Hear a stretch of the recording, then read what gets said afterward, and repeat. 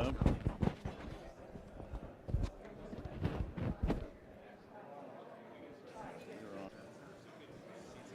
Let's try to get seated, everybody. Thank you. So I'll turn the mic. Okay.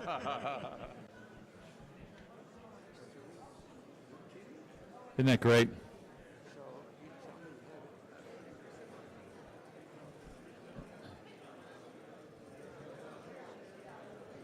Excuse me. Good morning, sir. How you doing?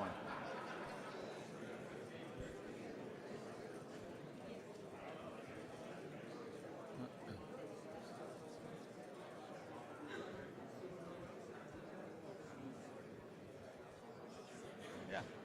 Yeah. Thank you. Hi, Stan. Yeah, Gigi, I want you in there. Mr. Smith. Yeah. Hey, Nick.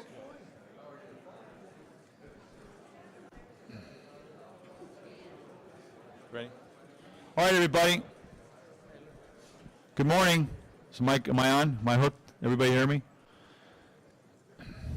Welcome to this very special session that we're going to have today. We started this last year, actually, in Indian Wells with a Hall of Fame panel of 3 women, Rosie Casals and Pam Shriver and Lindsay Davenport.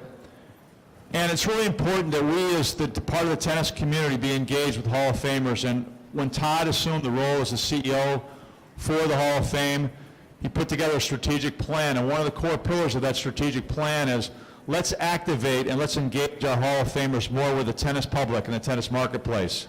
And so what a perfect opportunity for us here as teaching pros and coaches to really hear from the best of the best. So we're really delighted to have this special panel that we're going to have today. But introducing Todd, you all know about Todd, number 4 in the world, Davis Cup champion. But the thing that I really appreciate more about Todd, and maybe one of the greatest things that he's ever done in his career, was the ATP always awards the Sportsmanship Award named after Stefan Edberg, and Todd owned that award for probably 4 or 5 years when he was playing. And that's just a tribute to him as a person and how he conducted himself and how he's conducting himself now as a CEO for the Hall of Fame. So please, everybody, welcome Todd Martin.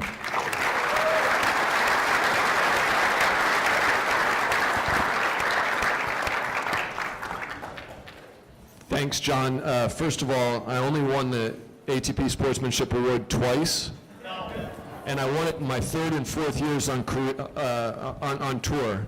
Never won it again, so maybe I digressed a little bit. All right, I am going to introduce our Hall of Famers, and it gives me great pleasure to start with Gigi Fernandez. So let me share a little bit about Gigi Fernandez.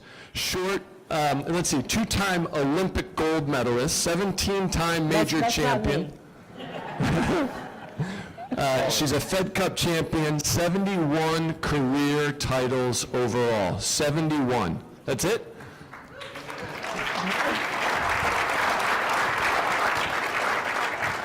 World number 1 in women's doubles, the Puerto Rican, this is the best. I think this is the coolest statistic or honor you can imagine. Puerto Rico's athlete of the century of the 20th century. I grew up in a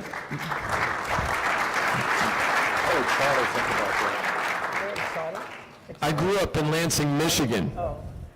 I'm like the 4th best athlete ever from Lansing, Michigan. So,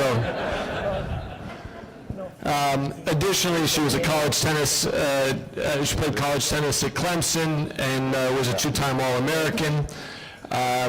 Let's watch Gigi's video here. An honor to introduce Gigi Fernandez and Natasha Zvereva, one of the greatest all-time doubles teams, into the Hall of Fame. They won 14 majors together, including the career Grand Slam twice. They won 2 Australian Opens, 5 French Opens, 4 Wimbledons, and 3 US Opens. They won 38 titles together and about as many with other partners. Gigi loved to serve and volley, in singles, in doubles, on fast courts, on slow courts, while eating, while driving, while sleeping, I'm assuming. While she's a mom of twins, she is a serve and volleyer moving forward to the net. With perhaps like me, not the quickest of feet, but her hands were like lightning.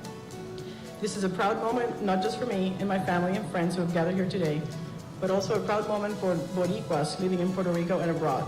I enter the Hall of Fame as an American, proud of my Puerto Rican heritage and holding both flags in my heart. Ladies and gentlemen, welcome Gigi Fernandez.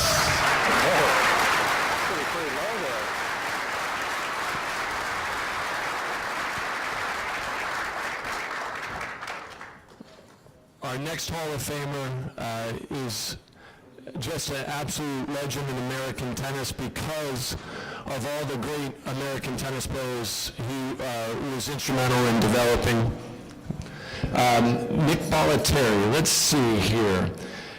Formed the Bollettieri Academy in 1980. He sold it to IMG, which was probably a good move. It now is 400 acres and 8 sports.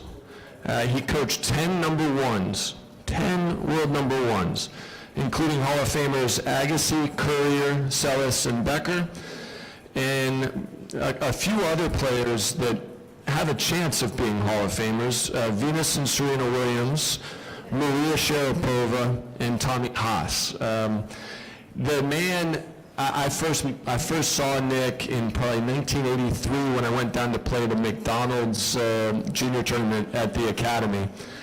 And charisma, character, and just oozing out of him. And he taught all those guys how to hit forehands that used to beat up on me and never once gave me a tip on my forehand. Let's see the video about Nick.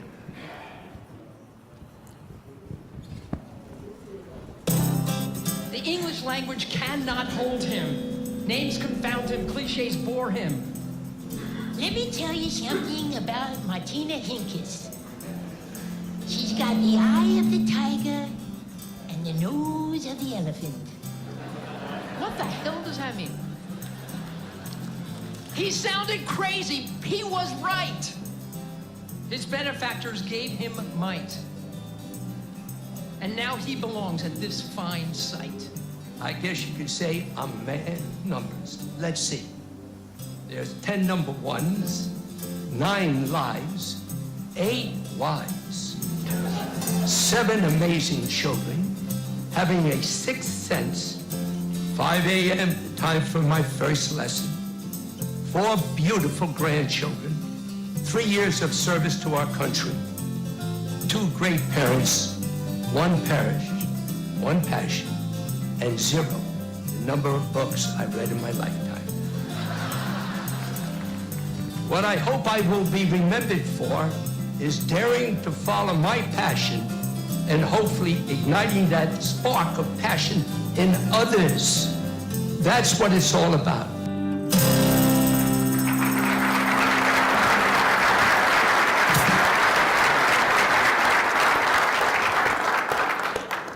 And finally, Hall of Fame President Stan Smith, 7-time major champion, 2 in singles, 5 in doubles, all with Bob Lutz.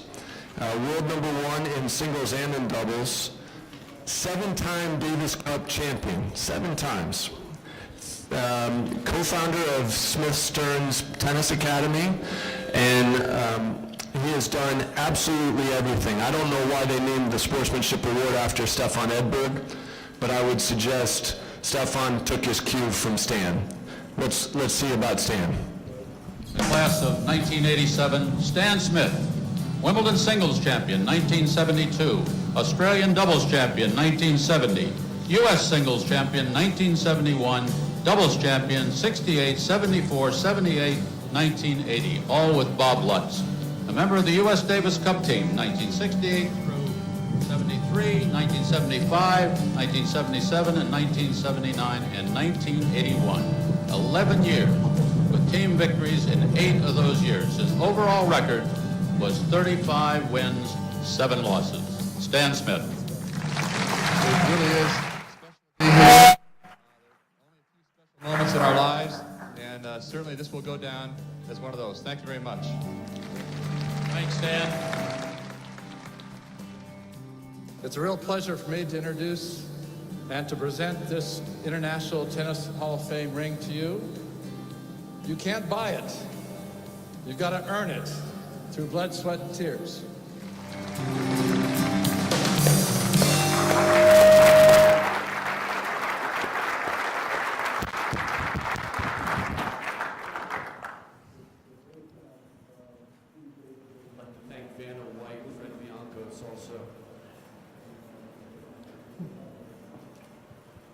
Is the microphone working?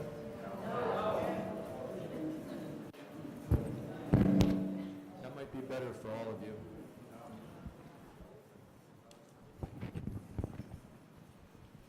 How about if I yell? Do I use mine? No, I'm good. I'm good. Can you all hear in the back? Yeah. All right. So, the three Hall of Famers up here could all talk to you about the experience of being inducted, the discovery of the news that they were being inducted. But I want to start today's panel discussion by asking each of you, what characteristics led you to become a Hall of Famer? Let's start with you, Gigi. If I have this, oh, that's loud. Let's do a mic check here. Check, check. Can you hear me back there?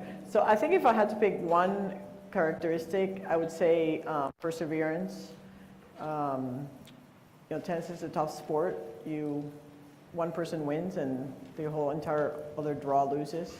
So 63 people or 127 people are losers every week. So if you don't learn how to become a loser and learn from your mistakes and learn to adjust to that and persevere through it, I mean, there's many, many times that I wanted to quit when things weren't going well. So I think you really, I would say just persevering through it was, if I just had to pick one.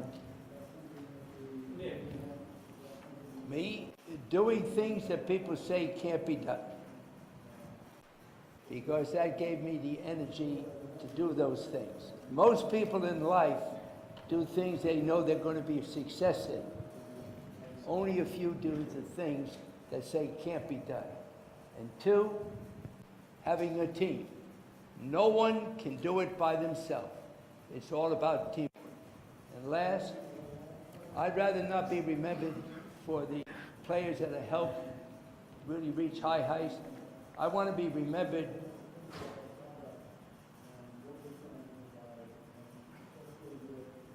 for helping children.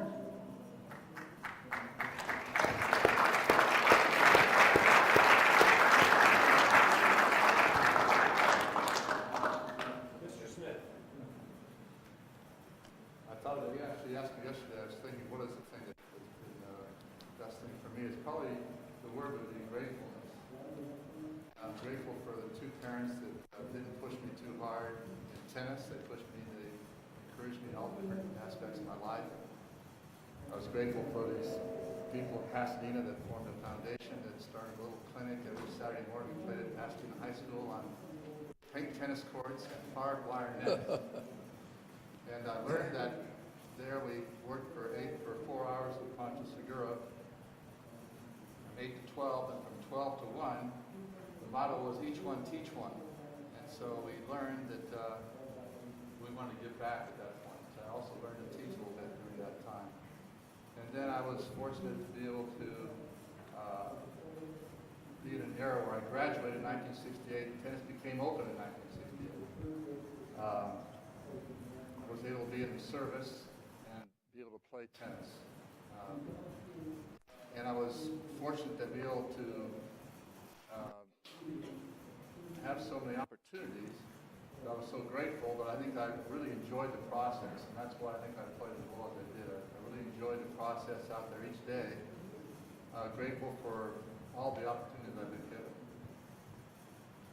So each of you referenced the importance of development and the characteristics that made you Hall of Famers. You're all part of the Players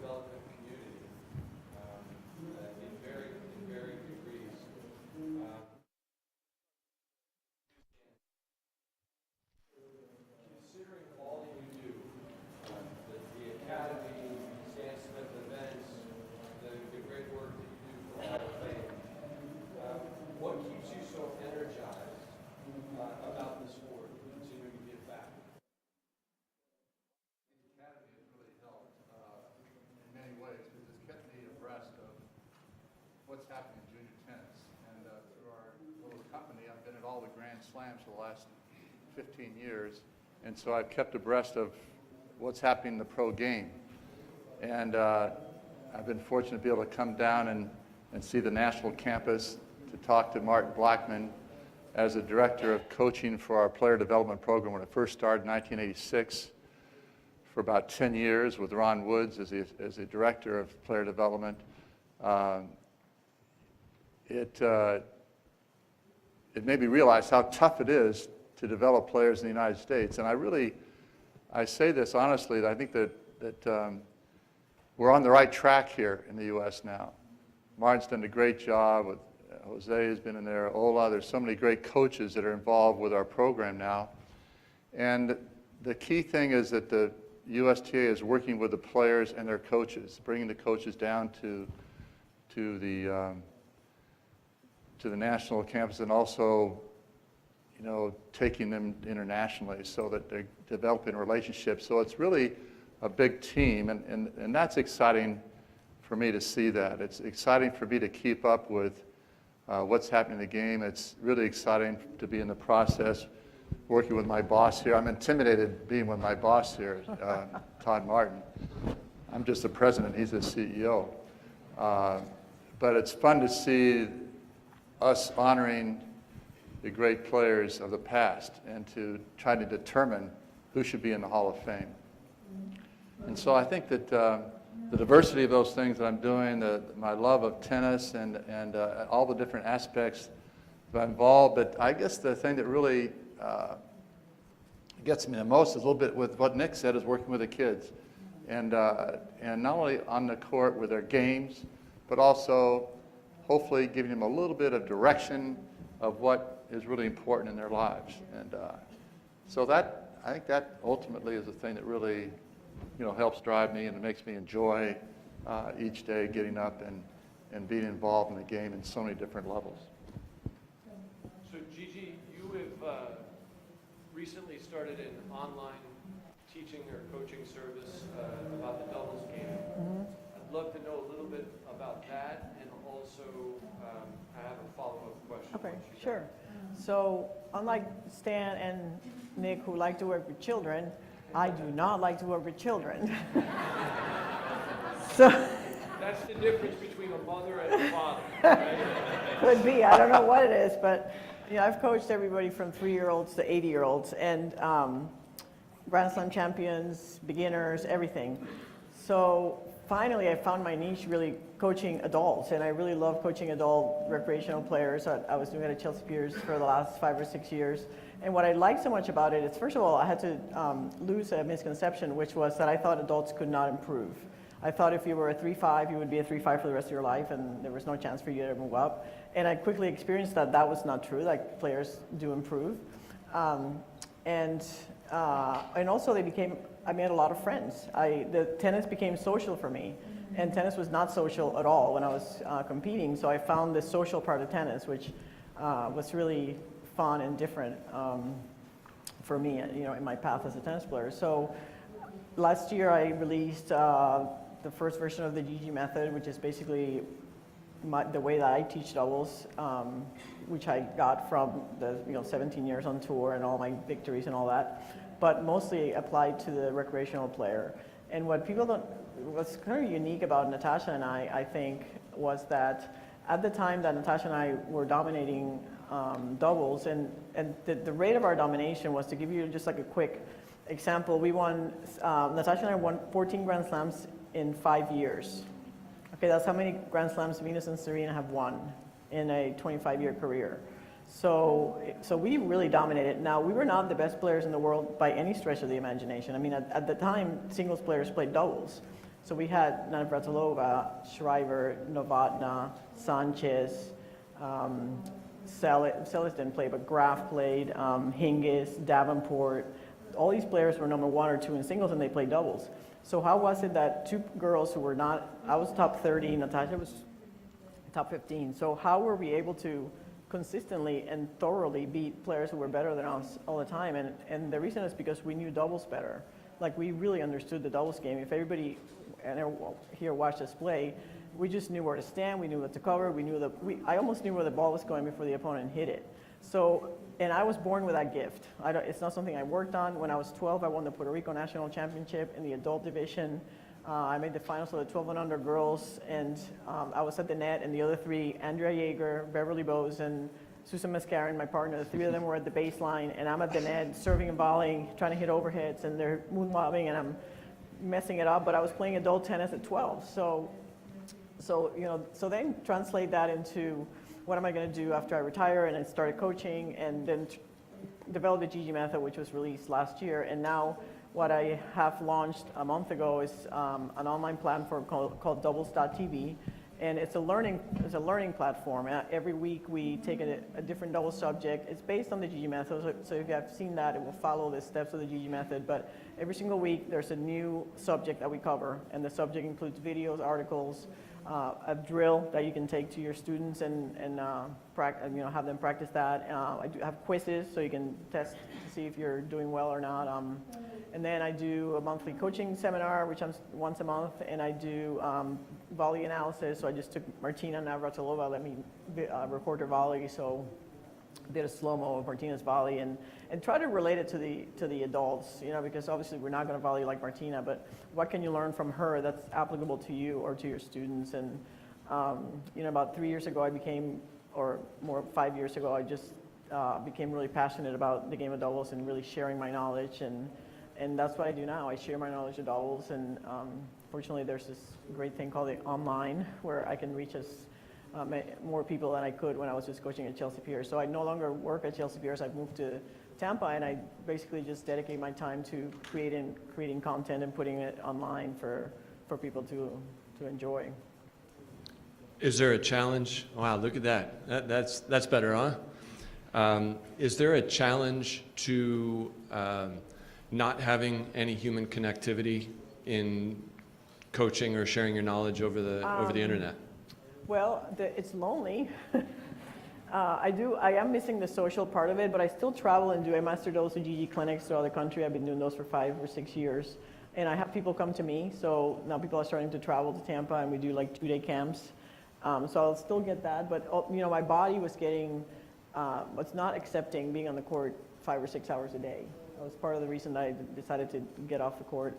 And also I was teaching the same 100 ladies a week. Like I would have my clients and they would come every week, and I really wanted to reach more people. So I thought online was the way to go in that sense, and also having people come to me. Great. So Nick, Gigi just referenced not being able to handle so many hours on court. How many hours a day are you still on the court? Well, let me make something very clear. A few years ago, I gave a speech for the New York Yankees. I travel all over the world this year, about 225,000 miles. When I gave the speech to the New York Yankees, one of the big athletes stood up at the back. He said, "Mr. B, why are you still working?" I said, "If your ass had to pay alimony 8 wives, you'd still be working." So I started a long time ago in North Miami Beach, Florida. I was making $3 an hour there. I'm making a little bit more here now. But when I started the academy in 1987, 1988, my accountant said to me, "Nick, you're bankrupt." I said, "What are you talking about? We're full." He said, "You gave all scholarships." So I had to sell the academy to Mr. McCormick for $7 million. $6.5 million are paid back in debts, $500 million for an alimony settlement. I ended up with a goose, but I ended up with helping players and giving them a chance. And I am so proud now that one of my former students on a scholarship, Martin Blackman, is doing a tremendous job. And also, Katrina Adams, fantastic. And what they're doing, they're helping coaches with their students financially, because tennis is a very expensive sport. So by giving this financial aid will help us. And we now have one of the best crop of young boys and girls coming up. The USTA is helping them. That's why we're starting to be back up on top. Whatever God has given me is the energy to make people feel they can do things that they think they can't do. And this is why coaches today and parents must be very, very careful in working with especially youngsters. Remember, a coach can change the personality and a parent by defaming them and making them feel like a failure in front of the other people. So no matter what it takes, if you have to stay there until the moon comes out, you'll make sure that child goes back home and says, I want to come back again. Many years ago, I grew up in a black Italian neighborhood. My grandmother was the ruler of the neighborhood.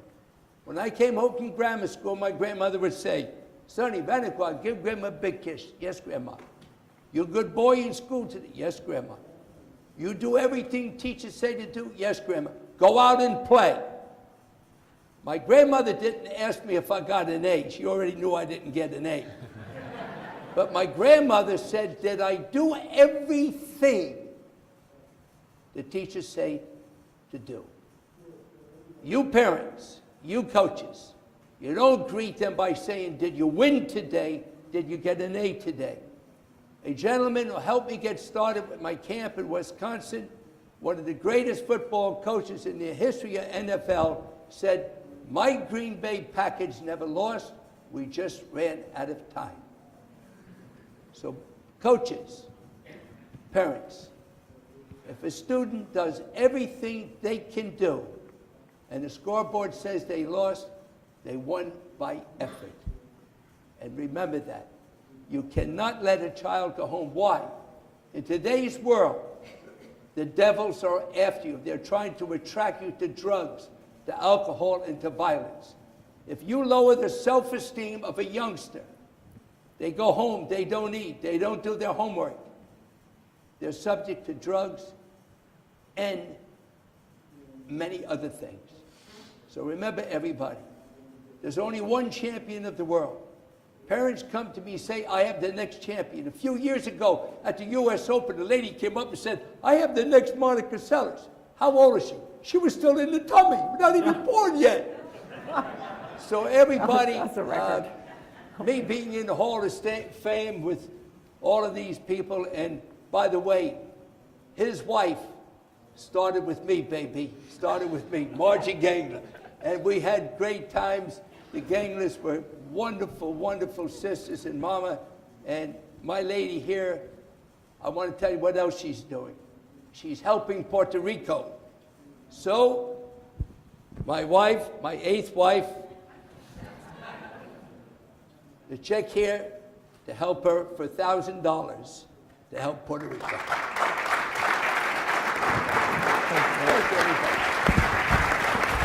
And I have one of my daughters here today, and I'm proud to say I have a son in the 60s, a daughter in the 50s, a daughter in the 40s, a daughter in the 30s, a daughter in the 20s, a son in the teens, and a son in the 10 and under. And remember, everybody, I help children, but my wife and I also have 2 adopted sons from Ethiopia. And what do we expect from them? To give other boys and girls the same opportunity. Back in the late 80s, Arthur and I were sitting at the French Open, and he said, Nick, what are we going to do about the hundreds of thousands of boys and girls who never get to hit a ball? Don't worry about it, Arthur. I started the Ask Bollettieri program in Newark, New Jersey, under Mayor Sharp James. When we walked into the park, guarded by police, Arthur looked over his shoulder and he said, Nick, are we coming back? Don't worry about it, Arthur. I ran it for 13 years, and listen to what Arthur Ashe said. We cannot give these children a one-day festivity because you're better off not coming back into that park if you're not going to continue.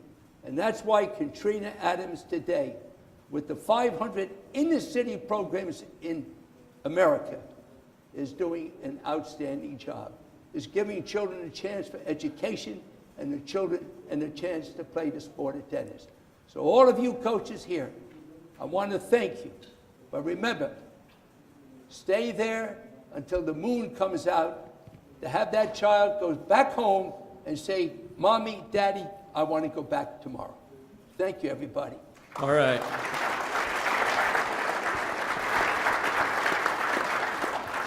So I'd just like to summarize Nick's answer. My question, if I remember correctly, was how many hours do you still spend on the court today? The answer is still, it always has been, as many hours as it takes. Absolutely. I get up at 5 But I a.m. need to summarize one other thing. Yes. Did I get this right, that Margie Smith was your first wife? No, she was my first student. It was Oh, Marcia. your first student. Cut it You out. said she started with you. Oh, Stan. Sorry, we went south She quick. does have some stories about Nick along the way. She was 12 years old at the time. And Nick was the first guy to actually realize you can make more money with 4 on a court than 1. That's right. And he'd actually stand on the side with the players instead of hitting to the players or having somebody else hit. And I guess you got to play at those on Mondays when the club was closed. Yep. You got to play, and Emma got to coach during that time at those clubs in Long Island. Well, I tell you what, that helped a great deal working with children in the beginning. And sometimes I wonder how I got to be where I am. And I got to be where I am by having people believe in me and also doing things that people said were impossible to do. I think I learned that a lot. I'm a former master paratrooper, and we're all volunteers. And I tell you what, when you put people together that want to be the best, and Jim Curry has said it the best, he said, what Nick did at the academy, he gave us balls, rackets, scholarships, backcourts, knocked the crap out of each other. They gambled, they broke rackets in order to get on Nick's court. And when you put good people together that have the same mission, they push each other. And that's what the USTA is doing now, and I'm very proud of what they're doing. And they invited me down to give a couple of speeches. I don't get paid for it, baby, but I go down, and it's just thrilling to see what's happening in America today. So that's a good segue. Both of you just have referenced the importance or the transition and then the importance from individual-based learning and teaching to group-based. Gigi, you're one of the best doubles players of all time. You had to choose a doubles partner every time you walked out on the court, and you also would have, at some point in time, identified that team element as being something that was close to you. How did you identify that? You mean The team element of playing with a doubles partner and going out there and... That's a tough question. I hadn't really thought about it, but I think, with doubles, pretty much when you walk on the court with someone, if you're going to click or not. I mean, there are people that there were people I would step on the court with and it didn't click, and you could still play well because you're two good players, getting together, but you see the court different, or you don't, you have different philosophies. And oddly enough, one of those people was Martina Navratilova. Like, we're great friends, we still are. We won the US Open, but I just had a hard time with her. I felt like she hit the shots that exposed me. I felt like we saw maybe because she was lefty. I still can't figure out to this day. I mean, we're very successful, or maybe it was because it was a lot of pressure, and if we won, it was because of Martina, and if we lost, it was because of me, and that was kind of hard to take because I was, the up-and-coming one, and she was already the great Martina Navratilova. So, I mean, my advice to you there is, first of all, there's certain things you should be looking for when you find a partner, and temperaments, you want opposing temperaments. So if you're hyper and enthusiastic, or whatever adjective you want to use, you want somebody that's calmer or more mellow. And in my case, I was the passionate one, the kind of loud one, and Natasha, and also Mary Jo Fernandez, who was another person that I played well with. They're both the calmness, so you want those opposing personalities. And then you also want to complement the games. You want, if you have good returns, or good ground strokes, you want somebody who's good at the net. So you have to have the finisher and the closer. And then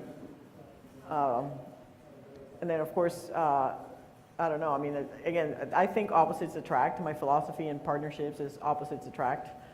So, talk emotional, stable, forehand, backhand, volley overhead, not volley overhead, returner, baseliner, etc. So, I don't know if that answered your question, but That's great. Yeah. Stan, we went from individual-based teaching to more group-based, and now we watch on TV and we see a player who has a coach, a physio, a massage therapist, a stringer, I think a pedicurist. So when you see that, does that devalue team-based development or group-based development, or is that just something exclusive to the elite professionals in the game? Well, I think that the start of that answer is that I think that the first thing is that people have to have fun out there. And when I tell parents, I said, they say, well, where shall I start my kid? Well, I said, well, start them with a clinic. The death of a young first lesson would be with a pro for an hour, hitting, take your racket back and hit the ball, and it's got to be fun.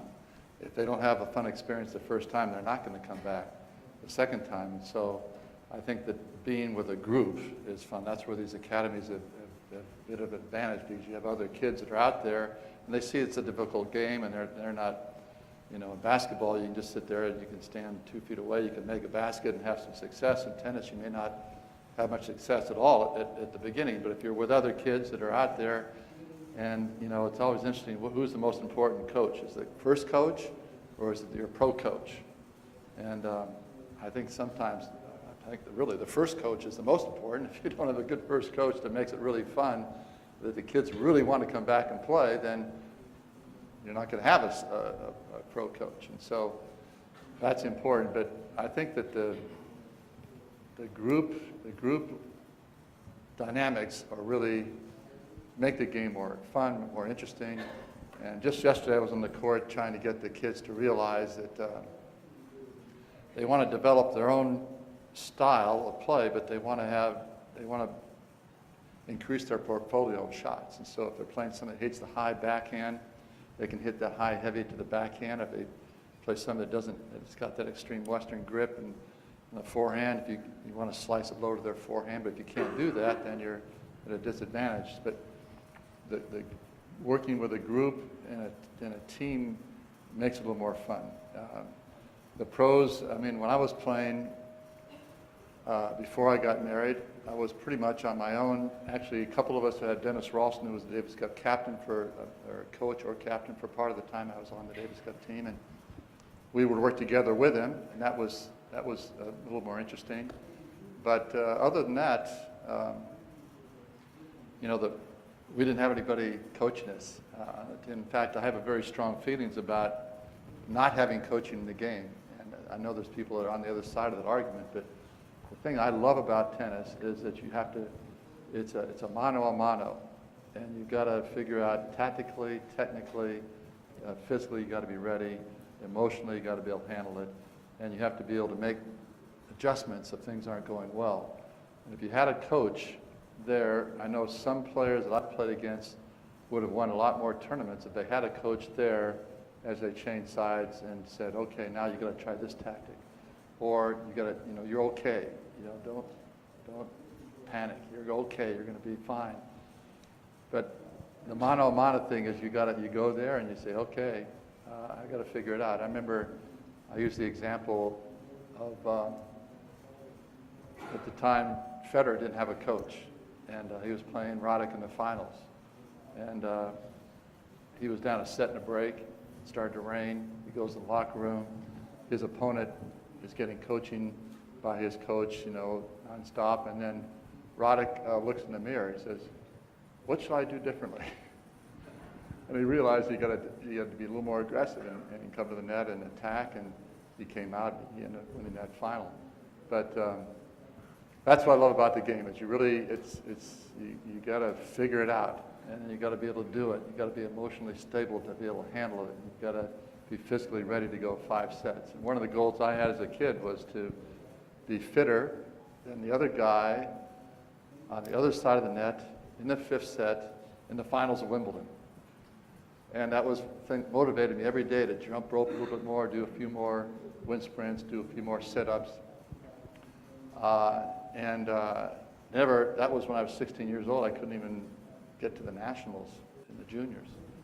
But it motivated me, and I kept, working hard, and I got to the finals in Wimbledon. I got to the 5th set, and I didn't get tired, but I lost. The next year, I got to the finals again at Wimbledon, got into the 5th set, and I didn't get tired, and I won. But the key as far as, I think it's great to answer your question a little more directly. It's nice to have a group that you're around. You don't need to have all those things in the pros, I think, but it's certainly the team effort is great, and it does help a player to have a unit that's helping. But the old triangle of the player, coach, and parent when you're working with young people is critical. And Nick alluded to that too, that you can help the parents, and that's one of the biggest problems we have with our academy, is trying to deal with the parents and keep them their perspective. Every parent thinks their kid's going to be the greatest player in the world, but to keep a perspective of what they're doing. And so we're trying to find with our academy to try to link their tennis ability and their academic ability to find the right college for them, and to help them have a great experience going to college, and then if they're capable to go to the next level, then they'll do that.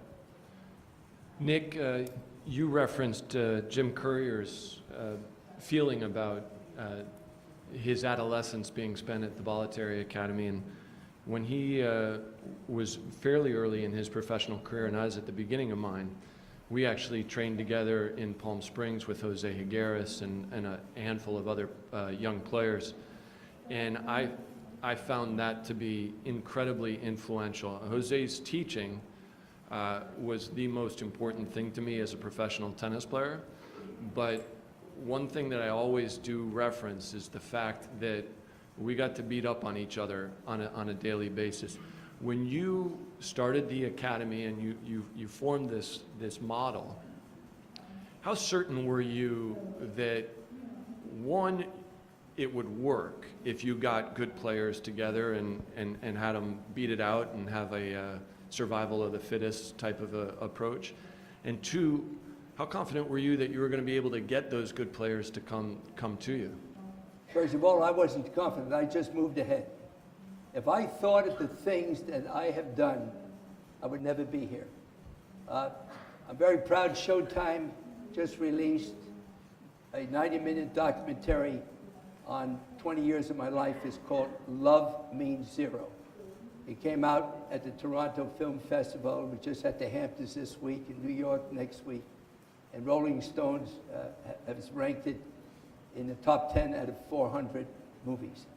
And the interpreter looked at me and said, "Nick, why didn't you do this? You did this." I said, "Wait a minute. You told me to remember things? I don't remember the names of my wives."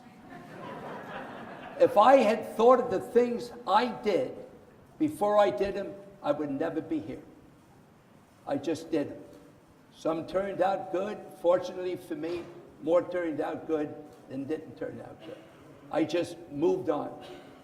That's great. And the movie shows a couple of serious mistakes that I made.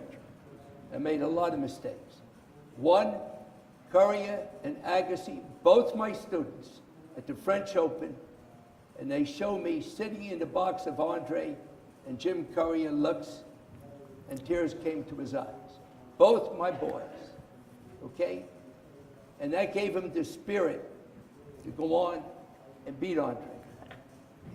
It also shows me throwing Kathleen Horvath out of the academy because she did not enjoy group teaching. So the movie is not all flowers. And no movie should be all flowers. But there's a couple of things. I want to bring out. Back in the 80s, I turned kids pro when they were still in diapers. Today, the average size for the men is 6'3". Andre, back in the times, changed, 5'10". Sampras was a giant at 6'1", 6'2". Today, 99% of the kids should go to college for a couple of years, unless you have something really exceptional. That's very important. Remember, the physical makeup today is unbelievable. 2, in reference to playing doubles, playing singles, there are no two people alike in the world, including the Bryan brothers. A successful coach must learn the idiosyncrasies of that player, What makes them, what doesn't make them. That's very important. Next, I'd like to congratulate Rick Macy on getting the Florida Hall of Fame. And also, Rick, thank you so much for what you said to me today. Nick, you started it all. That's a great compliment, and you've done a hell of a job too, Rick. Is he here? I Is think Rick here? Oh. Next, John Emery is doing a super job. We need a person like that. You need promoters, baby. You know, you can't be sitting in a chair today. A successful leader, baby, is out with the troops. And a successful leader takes the blame and shares the rewards. Remember that. That is very, very important. I'd like to say this, that... Hey, Nick, let me ask another Yes. question. Go ahead. Let me interrupt you. John Embry, I think he stepped out, but I couldn't agree more with you on John. I mean, just a wonderful guy and driving the sport and driving USPTA forward. So thank you, John. Gigi, so when I was young, I had a very impactful coach. Did you have somebody in your life that? Yeah, I mean, it wasn't so much when I was young, because when I grew up in Puerto Rico, as you know, and there was not really organized tennis in Puerto Rico. Like, I joke, but it's actually true that the first time that I drilled or hit like cross-court forehands and down-the-line backhands was when I went to college, and that's not an exaggeration. Like, we used to just go out and hit balls back and forth with each other, and you know, I was lucky that I was better than most everybody, so I usually won. In Puerto Rico, I was #1 in my age group and the 2 above, and had enough, you know, God-given talent that I would do okay in the juniors. I was probably top 50 in singles and okay in those, and then I got a scholarship to Clemson, and that was the first time that I really played tennis every day of my life. And that first year the improvement was astronomical, and I went, made the finals of the NCAAs, and then I turned pro. And then my first coach that was really instrumental to me was Julie Anthony. She lived in Aspen at the time, which is Julie, yeah, where at the time, Martina Navratilova, Pam Shriver, Andrea Jaeger, and myself all lived in Aspen. So we had that sort of, the 4 of us living in one place, pushing each other. But Julie was not only my coach, but she was the first person that really helped me delve with the mental part of the game and helped me figure out my emotions. I've always been a very emotional player. Helped me deal with anger. Had a lot of anger growing up. First person to really accept me as I was. I was already at 25. I realized I was gay, and I was not accepted by my family or by my country, and I was in the closet for probably 10 years. But she was the first person in my life that said to me, "It's okay to be gay. If you love women, that's okay. You're not a bad person." And so it's really started the path of self-confidence, because I was really insecure up to that point, and really got to the point where I could, you know, manage my emotions on the court.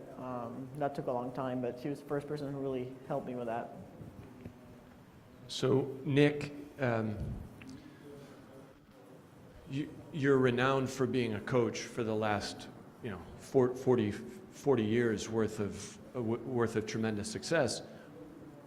Who coached you?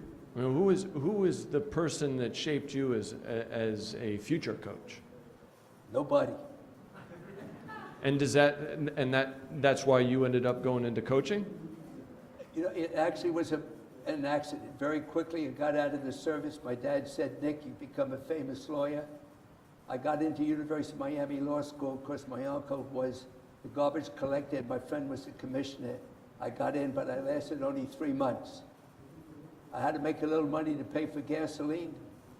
So my first wife and my little son went down the street, and the guy said, hold a racket, put your hand on the racket, shake hands, take it back 1, 2, 3, 4. Hell, I said I could do that. But I soon found out something, and who helped me? A little guy came to the Colony Beach Hotel, got out of the car, 5'5". He went down, started hitting with Mike DePalma, twice his size. He wrapped a racket around the back of his head, cock a mini grip. I said, holy crap. Bollettieri forehand, that was Jimmy Arias. I learned by watching. I learned by watching. And I also copied very well. We Italians know how to do that. But I tell you one thing. The one thing that I want all of you to know, each student is different. Monica Seles, they said, 2 hands on each side, is Nick going to change it? No. Jim Curry's mother wrote me, baseball grips on the backhand, Nick, please change them. Thank you for the scholarship. I said to Jimmy, hell with the backhand, hit all 4 hands. But everybody's different. Hey, Andre Agassi, if I got an hour out of him, I was lucky, baby. I was lucky. But this, whatever success you have, learn what makes that student tick. And I also would like to congratulate the crazy man, Richard Williams, on how he started his little girls. He said, there's no ball you can't reach unless you don't try to reach it. So he made his daughters run for every ball. Coaches, build a court with no lines, baby. No lines. And remember, I'm going to give a tip here. Do it like we Italians. As you get a little older, your eyesight may fail. Call all close balls out. Put that in your thing. All right. Go ahead. Stan. Where do you go from there? I don't know. Stan, so you referenced that you couldn't make it into Kalamazoo, I think, at age 16. I certainly was a late developer, but what other, you were playing other, you had to have been up playing other sports early in your childhood so that you weren't the greatest tennis player at age 16. Is that true? Yeah, my first love was basketball, and then football, and baseball, and then track and field. And my philosophy, in a way, I feel bad that, you know, some of the kids now have to specialize at age 12 or younger even, just playing tennis, because I look at as your athletic ability being a circle, and you've got all these different pieces of the pie, you know, movement, hand-eye coordination, balance, strength, and all these different areas. And so these other sports, I think, really helped in my development as a player. And I don't think we need to specialize quite so early. I think that, you know, these people ask me about who's got the best balance. I always say Hingis and Federer. And I've told the story about Hingis. I finally asked her if it's right, if it's correct or not. I hate to ruin a good story with fact, but I said, you know, Hingis has got great balance because she rides horses. You know, if you're on the horse, and if you're leaning this way and the horse goes this way, you're going to be on the ground. And so I said, you know, you rode horses a lot, and so that gave you the great balance. And she said, well, that's partially true, but her mother had to do a lot of stuff off the court to help her with her balance, so that when you see her head is very still. And of course, Roger's the same way.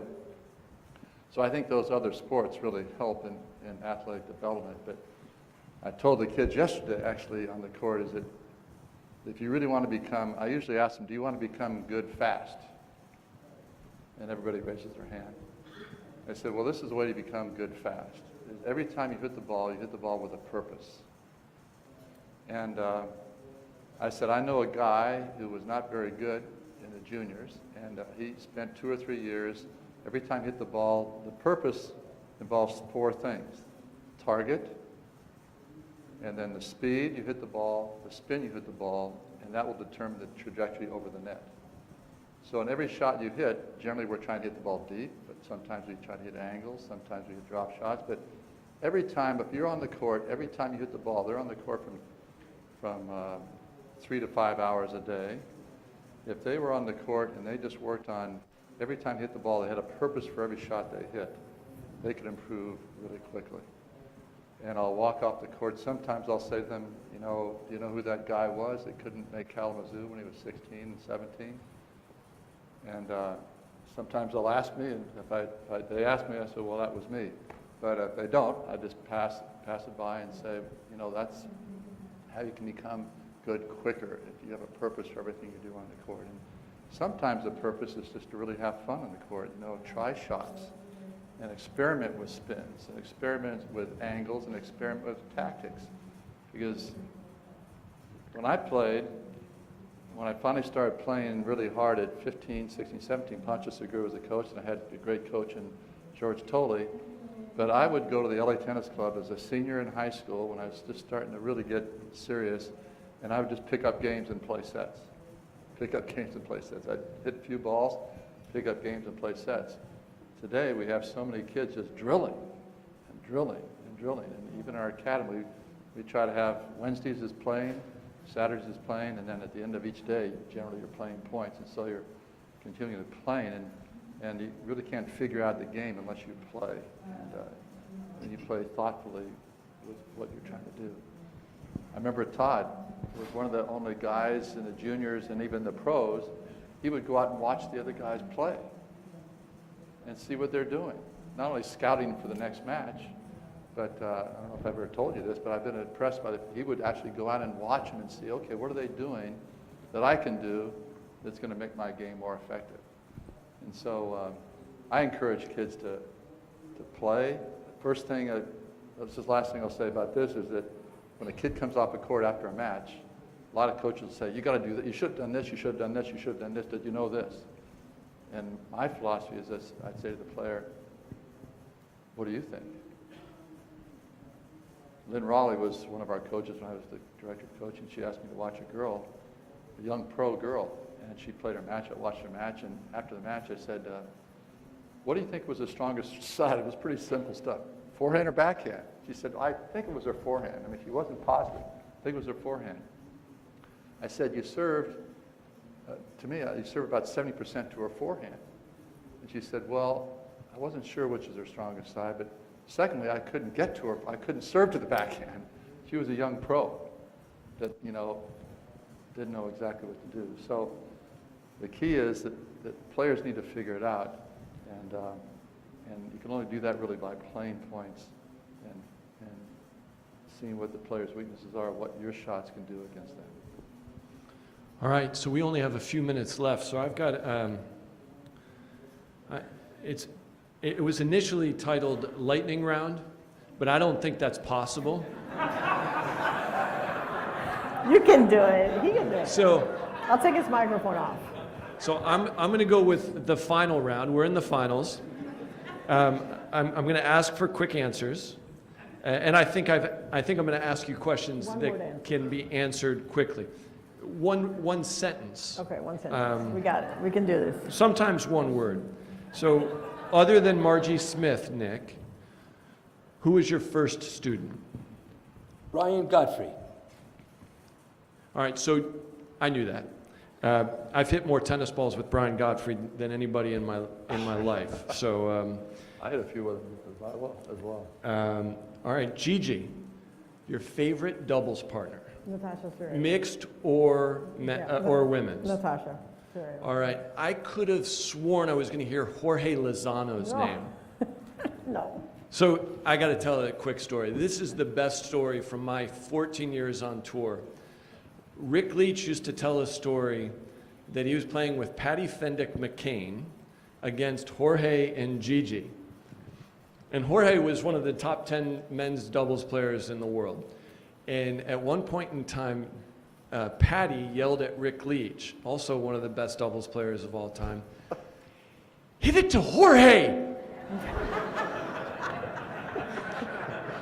It was fodder in the locker room all day, every day, because that's how good Gigi was. Everybody knew, hit it to her partner. Stan. So I said short answers from you, not from me. Stan, most memorable moment of when the sport became open almost 50 years ago. Arthur winning Wimbledon, or winning the U.S. Open. He was a great, That was enough.